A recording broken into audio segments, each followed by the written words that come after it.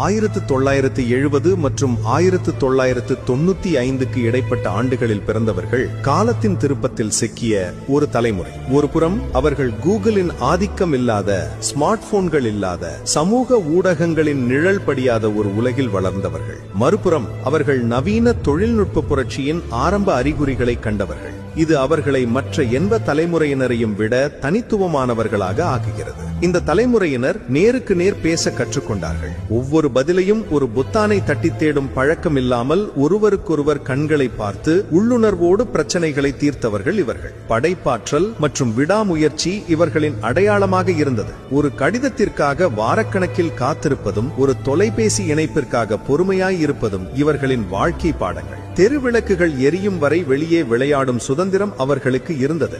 உண்மையில் இந்த பூமியின் சிறந்த தலைமுறையாக அவர்கள் எப்போதும் இருப்பார்கள் என்பதில் சந்தேகமில்லை.